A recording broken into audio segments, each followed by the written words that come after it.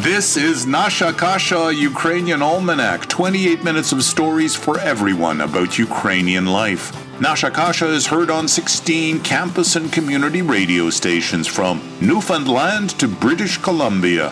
Vitayu, my name is Stefan Andrusiak. This is episode 182. I recorded it in Windsor, Ontario. The University of Windsor inhabits 51 hectares. That's 125 acres, right next to the Ambassador Bridge. The bridge is the busiest international border crossing in North America for its volume of trade. U-Windsor is also Canada's southernmost university. About 12,000 undergraduates and 4,000 graduate students inhabit it. So, it's only natural that the terrestrial signal of campus radio station CJAM FM broadcasts into Detroit.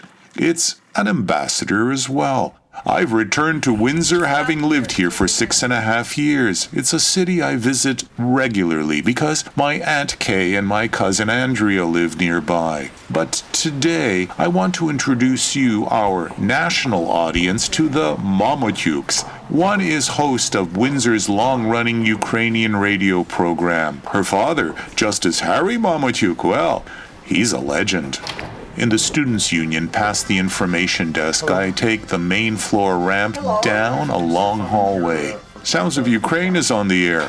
While listeners are hearing Ukrainian dance music, I have a chance to settle in off mic with the show's host. You'll hear us chat, then a bit of the show, and later we'll walk over to the law faculty where we'll meet the judge. And thanks everyone for joining us. This is Sounds of Ukraine, and today we were featuring traditional Ukrainian folk dance from Ron Cahoot, an album that always brings me back to being a little kid and dancing and learning just all of the rich, incredible traditions of the Ukrainian music that I'm just so proud to offer to you every week.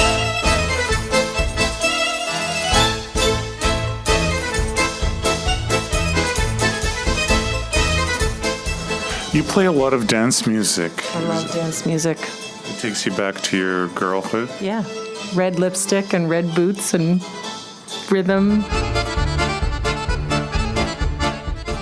Your mother did this show for years. Started it when they had invited a number of people to do Ukrainian culture shows. So there's Slovak radio that follows me from there. There's been every kind of ethnic programming, and she was just so happy to be asked. And she did it for 26 years, so it was thousands and thousands of songs when you think about it. And she just really introduced it to me. You know, the one thing I do regret is I didn't listen to her show more often. She would say, "Did you hear my show today? Did you hear my show today?" And now I find myself saying to my son, "Did you hear my show today?" And so I think if I could go back in time, that's what I would do, is listen to her a little more often. And his answer is? I did try, Mom. And sometimes, you know what, sometimes when he does tune in, he really quite gets a kick out of it. Because he says, "You know, Mom, that was really a good recipe. And we should make that." So it's actually, that was the one condition that I said I would take the show over, but I wanted to be able to talk about food too. And that's the part of the show that I love the combination of food and music. CJAM's run by 120 volunteers, just like myself, and try to put on programming that we feel that is interesting to the community. In Windsor and Detroit, we have programming from the law school. There's programming on every perspective and point of view, and that's what you want out of an educational institution, just that mix of ideas and thought, and here's what I think, and here's why I don't think that's right, and you have all these people engaging with each other. It's really quite special. Karen's program is on air from 11 till 12. The Slovak Hour follows the Ukrainian every Saturday at noon. I am Anna Bagin at the Slovak Hour. I am Mary Boldazar Yatsko, and I am co-hostess of the Slovak radio program being broadcast here on CJAM 99.1 FM. So you should be on the air in studio right now. Is your handoff between shows always this exciting? Always. We're a team, all three of us. Do not change their theme song. Play the same ones over and over. What track is it again? Have a good show, ladies. Okay. No. Nice meeting you. Nice meeting you too. Come again sometime when you have more time. How do you say thank you in Slovak? Ďakujem. Ďakujem. Same as Ukrainian. Tansuj, tansuj, vykruchaj, vykruchaj. This is the Slovak song Dance, Dance, Twirl, the Jugendfarkas folk ensemble featuring Maxim Turbulenec.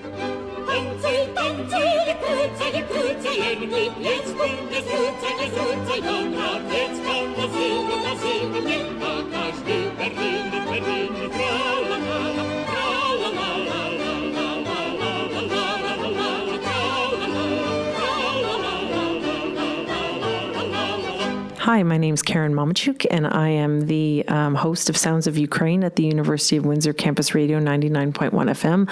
I'm also, in my day life, the Director of Alumni for the Faculty of Law at the University of Windsor. My name is Harry Momotiuks. I started out as a mailboy at Chrysler's, decided to go to law school. Then I became a prosecutor and a judge for 34 years in the Ontario Court of Justice, and retired 9 years ago. Where did the Momotiuks come from? Well, my mother was born in Canada. My father came from Ukraine when he was 15 years old. Which part of Ukraine? It's near the Polish border, and it was in a little village. And his father put him on a boat to Canada at 15 years of age. We had no family here. We had no friends here. We had nothing except he didn't want his son to stay there because of the conditions any longer. So my dad got on the boat, went to Halifax, to British Columbia, and worked in a meat factory, and then on the railroads. And then when they opened up the auto plants in Windsor, they hopped the trains and came to Windsor and started their lives here. What part of Ukraine's history was this in? Because they've experienced many troubled times. When was it that his father said, you need to leave even though you're 15? Well, he was born in 1910, so it would be 1925. My grandfather, this is my dad's father, was the very best man I've ever met in my whole life, including present company. He was an incredible patriot. He was Ukrainian. He was so grateful to be Canadian. And he met my grandmother, and they used to, he told me that the reason he fell in love with her, because of course I asked, what made you fall in love with Babci? And he said she was the best dancer and singer that he'd ever seen in his life. And there was just a love story of our whole family, and they were the root of it. After that uprooting at 15, what made him that wonderful person along the way, do you think? He was very self-determined, and he was an incredible perfectionist, and he was a very hard worker, which I think is quite, from my experience, indicative of the Ukrainian heritage. He said, if you're going to shine shoes, you shine them the best way you know how. Whatever you did, you applied 100% to your life. The history goes back to my grandfather, Vasil and Karolina Turchin, and they had the first church service in their basement on Drulard Road. My grandfather would make all the candles in his basement and drip, drip, drip, and we would take it upstairs, and they had a priest from Detroit to come over and do the basement of their house? Yes. In the basement of our house, and then a number moved it to a hall on Drulard Road, and from then on in, the men would do their own work during the day and then come home in the evenings and help at the church. And then the first church that they built, I remember as a kid when they were building it on Seminole Street in Windsor, digging the basement, the connection to the kitchen, and so on. This was all done by hand. And the men, whatever their skill was, they applied it to the church, and that's how it was built. What made you involved in that community? Well, there was no question. I went to Ukrainian school every Saturday morning. I went to church every Sunday. I was an altar boy. There was no question. All families went to church. And after church, the families would meet at the respective homes, and they'd have their lunches, and then the kids would play outside and come in, and the men would have maybe a couple of pops and then start singing. Couple of pops of alcohol, not of... People often ask me, what the heck is a zababa? It's not the kind of party that I go to with my baba. The music's kinda loud and the dancer's kinda sweaty. I'll tell you all about it, have a listen if you're ready. Head ahead moves, big sippets of baba. Lots and lots of booze, big sippets of baba. Good clothes and good shoes makes a really good sababa. And a kick-ass band makes a great sababa.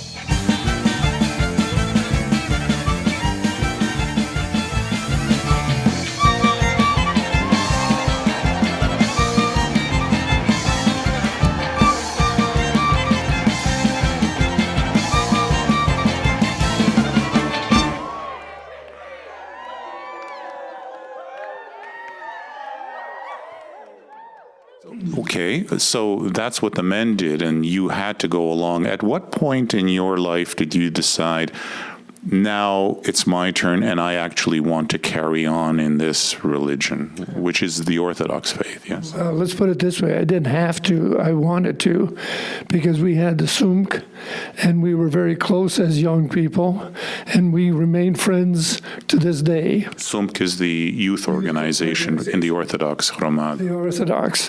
And with the Ukrainian Catholic Youth Club, we would get together on Sundays and go bowling or things of that nature. But we were very close, even though we were at separate churches. But it wasn't something we had to do. We did it because we wanted to. On Saturday nights, they usually had a dance at the church hall. And we usually went to the dances and communicated with each other throughout our young lives. Was that where you met your wife? No, I met my wife when she was a nurse at the time she was working in Ann Arbor, Michigan, because her father was a doctor in the military in the Second World War. His family, the Momotiuks, they were Windsorites initially, and the aunts and uncles were in Detroit. What brought you into the legal profession? Well, it was all by accident. I never wanted to be a lawyer. And I just happened to get in at Chrysler's in Systems and Procedures, dealer planning. And then I was in charge of organizing the contracts and looking to set up dealers across the country. And when I started reading the contracts, that just read like music. And that's when I decided I wanted to go to law school. It's a very specific kind of mind that reads contracts and thinks they're music. That's true, but that's the way I saw it.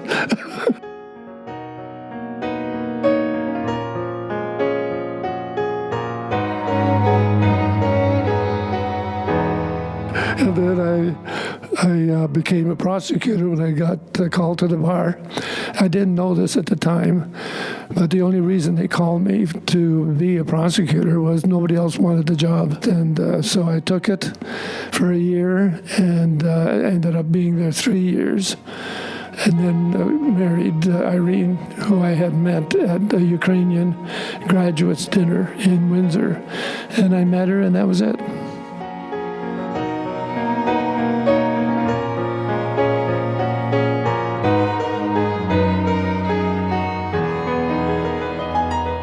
What was it was my mom's cooking, because my mom is stunning and is an incredible woman and always was. But when my mom made chicken soup for my father, Dad said, that's it. I've got to marry this woman right this minute. I'm glad she's here to fill in the gaps you're leaving out. Because I was a prosecutor at the time, and I would travel every Friday to Ann Arbor, and she would have supper ready, and it was chicken soup and things like that, and that's true. I said, this is it for me. How sweet, how sweet, how sweet. Nobody wanted the job, so you took it. So why was it so tough? What was it about being a prosecutor that wasn't exactly everybody's cup of tea? Well, I think they paid $3,000 a year was one factor. I told them what my experience was, and Chrysler's, and they bumped it up to $5,000 a year. I thought that was great. Those were good dollars in those years? Oh, excellent. Yeah. Do you recall a particularly engaging case that you led? Well, all I did was criminal work. And every one of them meant you've got to get your facts straight. The facts have to be clear. And that's what I spent hours doing, day and night at home or whatever. Do I understand correctly you did this for 3 years? No, 4 years, almost, 4 years. Then I went into practice. Then I got a call from the Windsor Star. Windsor Star came into my office one day and said, "We want to take your picture." I said, "What for?" I said, "Well, you're a judge." Nobody told me I was a judge or appointed. I said, "What do you mean?" I said, I've never heard about it. So I said, "I'll have to call the Attorney General's office." So I called the Attorney General of Ontario office, spoke to this lady, told them I've got the Windsor Star here. They want to take my picture. They say I'm a judge. And I said, should I? What's going on? Momotiuks, M-O-M-O. She couldn't get it straight. But anyway, she finally got it. Said, "Never heard of you." So sent me to another woman. "Never heard of you." Sent me to a third woman. And finally, this woman said, "Yes, there was a resolution passed last night. You are a provincial court judge." So they took my picture. Well, you see, you said as a Crown, if you get the facts right, the rest will follow, and you got the facts right, and the rest followed. So I accepted. So that was it. Do you still have the picture from the Windsor Star? Oh, yeah. Dad he's very humble in his descriptions of things, but one of the things that, wasn't, that I think he glosses over is how hard he worked. I used to joke that I was about 10 before I realized my father didn't have a desk attached to him because he was always working. He is a very hard worker, and it doesn't surprise me at all that somebody saw that in him and thought he would make a very fair, adjudicator of facts. And he did a great job as a young lawyer. As a senior judge, I used to go and watch him when I was in high school. I used to watch him on days off at high school, and just, I was always captivated by law and legal profession and the way that the law could shape society and the way you could make a difference and the way you could, punish, but also redeem people when they had made mistakes. And, what you want out of all of that process is someone who's fair. And Dad was always that. There's one thing that sort of sums it up today, and that is Mr. Justice Scalia of the United States Supreme Court. And Justice Scalia said there were 3 things that you had to have for a good life, and that is hard work, your family, and your faith. After that will come your judgment, your ability, your character, and so on. But the first key things are hard work, family, and faith. And if you can keep that in focus, then you will have a good, full life. And today I look back and exactly makes sense. As she says, it was hard work. It was family, my grandparents, my parents, we all lived in the same house. And the church. And that was it. I don't think you realize until you look back how many of those influences are having an impact on you. And what really brought it home to me was doing the show, taking over the radio show. There were pieces of music that would trigger memories that I hadn't recalled in decades.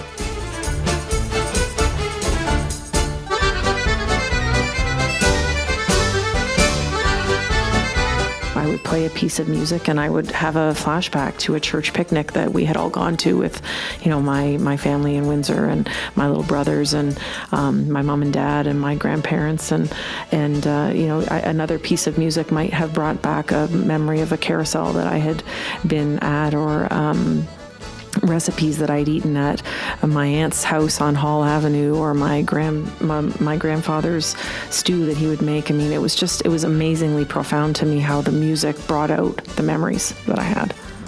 It's nice to be able to reflect on family, food, faith, all of those things.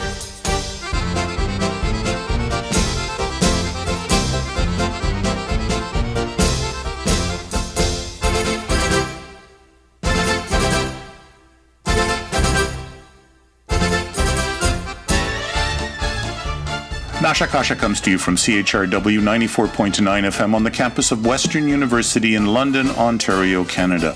We're heard on CHMR 93.5 FM in St. John's, Newfoundland, on CKDU 88.1 FM in Halifax, on Local 107.3 FM in St. John, New Brunswick, on CJAS Radio 93.5 FM in Saint Augustine, Quebec, on CJLO 1690 AM in Montreal, on CFRC 101.9 FM in Kingston, on CFMU 93.3 FM in Hamilton, on CKMS 102.7 FM in Kitchener-Waterloo, on CJAM 99.1 FM in Windsor and Detroit, on CKLU 96.7 FM in Sudbury, on CILU 102.7 FM in Thunder Bay, on 101.5 UMFM in Winnipeg, on CFMQ 98.1 FM in Hudson Bay, Saskatchewan, on CFBX 92.5 FM in Kamloops, and on CIVL 101.7 FM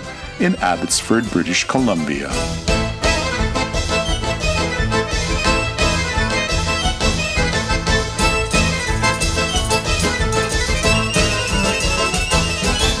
Daughter Karen has a cooking segment on her show that's very popular. She, on your behalf, referred back to your falling in love with chicken soup and then with your wife. That's right. Which came first, the chicken or your wife? Well, in that case, I think the chicken came first. Oh, I don't know. Do you want to reconsider that answer, Judge? I'm just kidding. But I took violin lessons for 8 years. You talk about years. How many years as a judge? 34. On which bench? On the provincial court. Criminal division. I only did criminal work. You make light of music and all of that in Chicken Soup, but there must have been some very difficult times when you're sitting in judgment. I mean, how do you prepare for something like that, where in a criminal justice system, you're presenting justice that informs the public, sets an example, but is also fair? How do you do that? Well, it wasn't a problem because growing up on Doulard Road in the east end of Windsor, I looked at everybody in front of me as a whole family. It wasn't just that person. And there was behind that person a total family of sorts, of one good, bad, or indifferent. But behind that person was a whole history. And for me to deal with that person, I made sure I spent hours going through all the evidence of all the witnesses. I took a lot of notes, and until I could make out what the facts were, that was the hard part. Once the facts are there, you can apply the law and do the rest. I never went to bed thinking I should have on judgments and so on. But once the judgment was made, did you ever take that worry, or was there a worry and you took it home with you? No, because there were five other judges still judgments outstanding. Because I always had 5 to 8 judgments outstanding. I'd start new trials, but I'd go home working on the old one. Are there lessons learned that you can share with us? You had respect for everybody that came before you.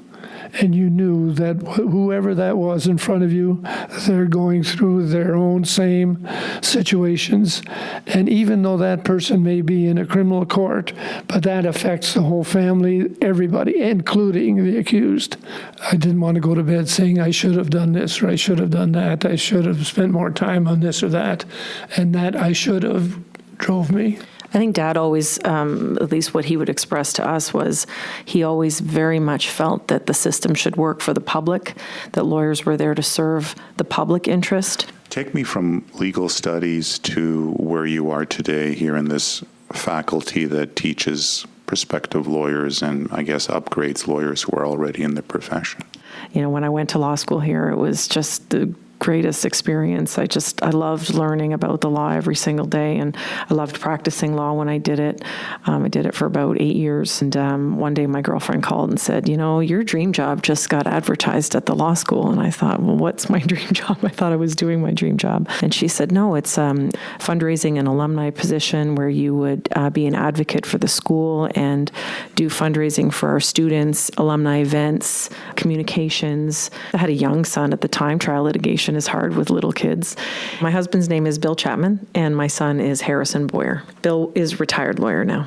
It had just exceeded my expectations of what I felt like I could make a difference in the world. I am still very pleased to be able to help the students that work hard every day to pay for their legal education and to make their own difference in their lives and their families' lives.